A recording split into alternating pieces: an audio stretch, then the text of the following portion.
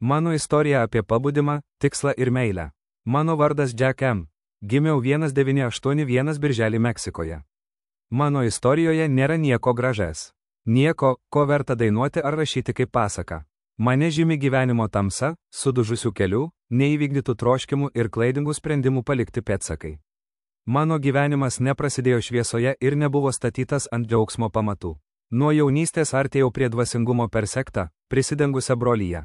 Tačiau greitai supratau, kad už kiekvieno išgelbėjimo pažado slypi tik egoizmas ir žmogiškos melo. Aš nuėjau nepasakęs daug, nedarydamas triukšmo. Vietoj ilgalaikės ramybės radau tik nusivylimą. Nieką, kuris visada manęs lydi. Susidarė įspūdis, kad viskas yra reliatyvu. Jei pasaulis buvo sudužęs, kodėl toliau ieškoti atsakymų? Baigęs universitetą išvykau į Europą ieškodamas kažko, ko net nežinojau, kas tai yra. Prahoje buvau laisvas. Ore ten kažkas yra, neviltis ir ekstazė.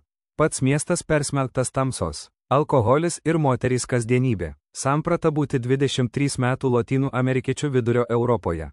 Mylėjau savo rudą odą, ta taip niekinama mano šalyje. Kalbu čekų kalba, taip, dėl meilės kalbai, nes viskas aplink mane buvo neįmenama mįslė. 7 metus ten gyvenau be krypties, be tikslo, tiesiog slysdamas nuo vieno troškimo prie kito, nuo vieno susitikimo prie kito, į kitą barą. Visada ieškodamas to, ko niekada neradau. Gyvenau sau, buvau laisvas, burbule, kurio niekas kitas negalėjo suprasti. Mano gyvenimas buvo tuščias, tačiau turiu pasakyti, kad savo nesąmoningume buvau laimingas, labai laimingas. Grįžęs į Meksiką maniau, kad galėčiau rasti apčiuopiamą tikslą. Po kurio laiko pasiruošęs ir po nesėkmingo verslo metęs svajonę būti verslininku pasidaviau ir tapau paprastu darbuotoju. Tačiau mano gebėjimai leido man gauti vietą tarp geriausiai apmokamų šalies darbuotojų. Padėjau daugeliui, taip, bet to niekada nepakanka, žmonės visada nori daugiau. Tai, kas iš pradžių yra malonumas, vėliau tampa pareiga, o paskui tampi blogas, kai nebenori duoti daugiau. Mano materialus gyvenimas buvo pastatytas ant trapaus pagrindo, iliuzijos. Niekas manęs nedarė visavertės. Pinigai neužpildė tuštumos, o vienatvė tik blogėjo laikui bėgant. Ir tai įvyko viso to viduryje, kai ją sutikau. Mac-O, vardas, kuris, nepaisant visko, kas nutiko, vis dar aidi mano mintyse kaip nuolatinis aidas. Ji neatėjo manęs gelbėti, ir aš jos ne. Susitikome kaip dvi pasiklydusios sielos, ieškodamos to, ko net nežinojome, kad mums reikia. Nuo pat pirmos akimirkos jos buvimas mane traukė, mane prarijo. Aš įsimylėjau ją, giliai, su intensyvumu, kurio nežinojau, kad egzistuoja. Jos grožis, jos beprotybė, jos sensualumas, jos maištingumas, jos gražios akys ir tuo pačiu metu jos neapdairumas, jos tamsa, jos trūkumas, jos neužtikrintumas ir jos pažeidžiamumas. Apsisprendžiau jai padėti, ir tai padėti savo, ji buvo viltis, niekada anksčiau ir vėliau nemačiau nieko panašaus. Norėjau ištraukti ją iš to, ką ji darė, duoti jai naują gyvenimą. Ir ji sutiko, maniau, kad kartu radome kelią. Netgi nešiojuosi jos vardo ženklą ant savo rankų, man nereikia tatuiruočių, aš nešiojuosi išrinktųjų ženklą. Bet netrukus supratau, kad meilės neužtenka. Mūsų santykiai žlugo terminalo stotyje. Jie supuliavo po tų pačių šešėlių, kuriuos abu vilkomės, svoriu. Tai, kas iš pradžių atrodė prieglobsčiu, virto mūšio lauku. Žinau tiksliai, kada sulaužiau jos širdį. Ji liko šiukšlė dėžėje su per sunkiu dangčiu, kad galėtų jį pakelti ir ją susigrąžinti. Po to niekas nebuvo taip pat. Mes sudaužėme vienas kitą. Mes sužeidėme vienas kitą taip, kad man vis dar sunku priimti.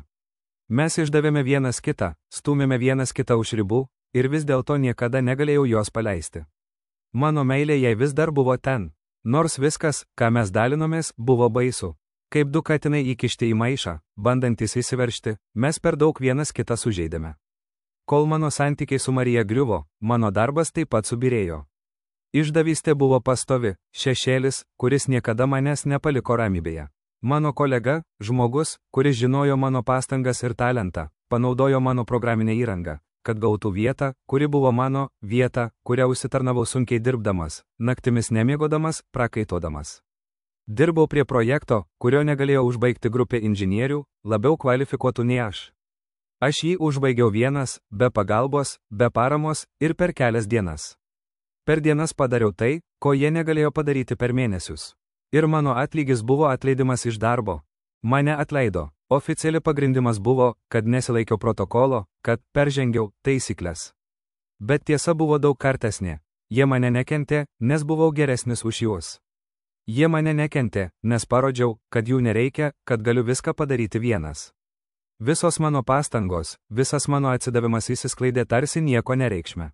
Matyti, kaip mano darbą prisisavino kiti, o aš likau be nieko, buvo smūgis, kurio iki šiol negaliu suvirškinti. Viskas, ką buvau sukūręs, sugriuvo prieš mano akis, ir nieko negalėjau padaryti, kad sustabdyčiau. Kritimas buvo neišvengiamas. Praradau darbą, santykius, stabilumą. Tuo metu alkoholis tapo mano vieninteliu draugu. Tai buvo pabėgimas, ištrūkimas, palengvėjimas. Bet alkoholis tik paaštrino viską, o tuštuma, kurią jaučiau, dar labiau įsiplėtė. Šiltame gėrime nebuvo paguodos žmonėse, tik tuščias mano paties nevilties, mano paties tuštumos ir vienatvės aida. Turiu pasakyti, kad mano įmonėje mane buvo privertę vykti daugiau nei 1500 km į kitą miestą.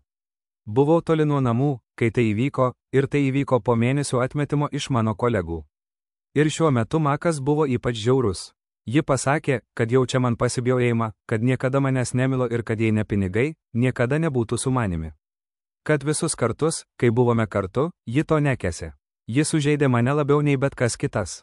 Ir ji tai padarė tyčiodamasi, pasakodama apie savo santykius su mylimuoju Ele, kad nesaugojosi ir tuo pačiu metu siūlė man savo paslaugas. Už pinigus, žinoma. Aš pradėjau vadinti ją šlykščia kvaila, dėl ko labai gailėjausi. Nes, kaip sako Sar Juana, kas nusideda labiau? Tas, kuris nusideda už atlygį, ar tas, kuris moka už nuodėmę? Gvadalachara buvo pats tamsiausias mano gyvenimo laikotarpis. Po visko, ką išgyvenau, mano siela buvo sudužusi. Tuštuma, kurią jaučiau, buvo daugiau nei emocinė, tai buvo gili skylė, kurios negalėjau užpildyti niekuo. Kiekviena diena atrodė kaip ilga agonija, ir nors radau paguodą alkoholyje, tuščiuose pokalbiuose ar bet kurioje trumpalaikėje distracijoje, niekas nepasikeitė. Atrodė, kad gyvenimas griūva, o aš nieko negalėjau padaryti, kad sustabdyčiau. Jaučiau, kad mano gyvenimas visiškai nebevaldoma, tarsi visata mane būtų įtraukusi į prarają, neduodama man galimybės sureaguoti. Vis dar Guadalajara, viskas pradėjo griūti dar greičiau. Ne tik buvau pasimetęs, bet ir pradėjau jausti, kad kažkas manęs tyko. Naktys buvo ilgos ir sunkios, ir kiekvieną kartą, kai būdavau vienas, aplinkoje buvo kažkas nepaaiškinamo. Pradėjau matyti šešėlius, figūras, judančias kampuose prieš šviesą, net kai žinojau, kad kambaryje nėra nieko daugiau.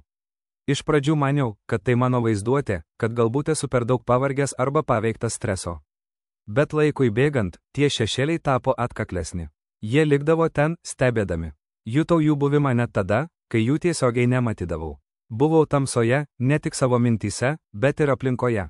Tuomet, ieškodamas atsakymų, pradėjau klausytis taro ir kanalizavimo vaizdo įrašų. Aš nesu žmogus, kuris tikėdavo tokiomis dalykais, bet tuo metu buvau taip pasimetęs, kad bet kokia galimybė suprasti, kas vyksta, buvo pakankama, kad pabandyčiau.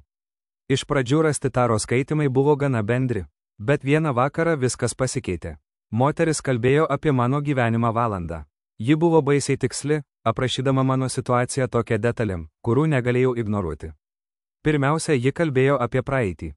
Ji pasakė dalykus, kuriuos žinojau tik aš, dalykus, kurie įvyko neseniai. Ir ji tai padarė su tokiu tikslumu, kad mane tiesiog sustingo. Tada ji pradėjo kalbėti apie dabartį, darbą, išdavystę, vidinės kovas, macą. Ji aprašinėjo mano gyvenimą, kiekvienas žodis tiko. Bet tai, kas mane tikrai sukrėtė, buvo tai, kai ji kalbėjo apie ateitį.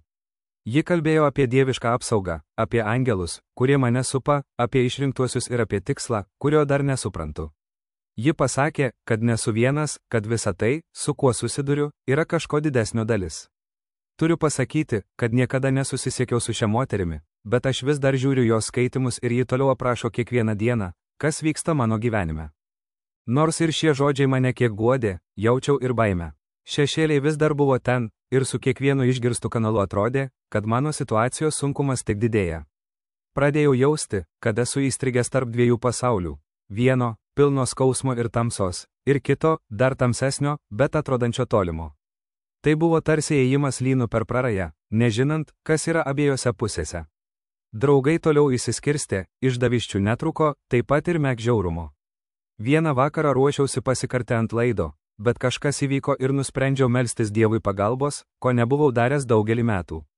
Dievas atsakė, maldoje prašiau tik to, kad jei Mek neturėjo manęs būti, prašau, leisk man nebejausti skausmo. Iš tiesų niekas man nerūpėjo, tik ji. Buvau per daug pavargęs, per daug skaudėjęs, jau negalėjau daugiau. Skausmas nepraėjo, bet jis susilpnėjo pakankamai, kad atgaučiau šiek tiek stiprybės ir sugrįžčiau į savo būseną, ką ir padariau. Sugrįžau su labai mažai pinigų ir daugybė skolų, nes korumpuota įmonė, kurioje dirbau, akivaizdžiai nemokėjo teisingos kompensacijos. Keletą dienų buvau namie, kol įvyko kažkas baisaus. Vieną rytą išėjau pasivaikščioti su šunimi, tai dariau reguliariai. Oras buvo sunkus, bet daug apie tai negalvojau. Einu gatve ir net neįsivaizduoju, kad ta diena viską pakeis. Staiga mane sustabdė grupė policininkų. Iš pradžių pagalvojau, kad tai įprastas patikrinimas, bet greitai viskas tapo keista. Mane apkaltino nešiojantis narkotikus ir ginklus dalykų, kurių niekada neturėjau. Nieko nesupratau. Jie nusprendė, kad esu kaltas. Mane surakino ant rankų ten pat, priešai šunį, ir nuvežė neduodami galimybės kam nors paskambinti. Kelyje, būdamas patrulio automobilyje, jie viską paaiškino. Vienas policininkas, ciniškai šypsodamasis, pasakė, kad tai su manimi nieko bendro neturi. Tai buvo sąskaitų suvedinėjimas. Matyt, mafiozo kaimino žmona jautė kažką manęs atžvilgiu, ir vyras nusprendė įtraukti mane į šį košmarą. Ironiškiausia tai, kad aš net nežinojau, kas jie yra. Jų nepažinojau nei jo, nei jos. Praleidau 2 dienas kalėjime. Ta vieta buvo purvina skylė. Drėgnos sienos, nepakeliamas dvokas, tačiau suradau draugų ir Dievas mane saugojo. Kol buvau ten, korumpuoti policininkai pasinaudojo progą įsibrauti į mano namus. Sakė, ieško įrodymų, bet vienintelis dalykas, ką jie padarė, buvo vogimas. Grįžęs radau, kad dingo mano kompiuteriai, telefonai, planšetės, kuprinės, viskas, kas turėjo vertę. Atrodė, kad jie nusprendė sunaikinti ne tik mano laisvę, bet ir viską, ką buvau sukūręs. Bet jiems buvo paimtos ir mano baimės. Ten, toje situacijoje, gavau pirmąjį tiesioginį Dievo ženklą. Be subtilybių, be jokių abejonių, be kvailiščių. Dienomis prieš tai, Taro žinovė pasakė, kad rasiu plunksną visiškai netikėtoje vietoje ir tada žinosiu, kad Dievas yra su manimi. Kalėjime, laukdama sprendimo, purvina ir įsitepusi, ant savo batelio padų radau baltą paukščio plunksną. Tuo momentu patyriau apreiškimą, Dievas buvo su manimi ir nieko man nenutiks, ir taip ir buvo. Galiausiai pavyko įrodyti savo nekaltumą. Išėjau laisva, be jokių teistumų, bet ta patirtis mane pažymėjo. Radau tai, ko ieškojau. Suvokimas, kad gali būti sukurta tokia didelė melo istorija, kad gali būti sugriauta tavo gyvenimas akimirksniu, paliko man žaizdą, kuri dar neužgijo. Ir vis dėlto, aš čia. Išlysau iš tos duobės, nors ir nesu ta pati, dabar esu stipresnė ir nebijau.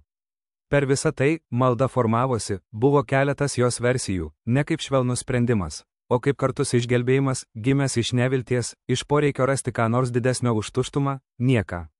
Nepaisant vidinių demonų, malda leido man pradėti save atstatinėti, lėtai. Tuštuma virto tam tikra jėga, kuri jau nebuvo destruktyvi, o transformuojanti. Tai buvo tik pradžia serijos įvykių, kurie mane pastumėjo iki pat ištvermės ribos.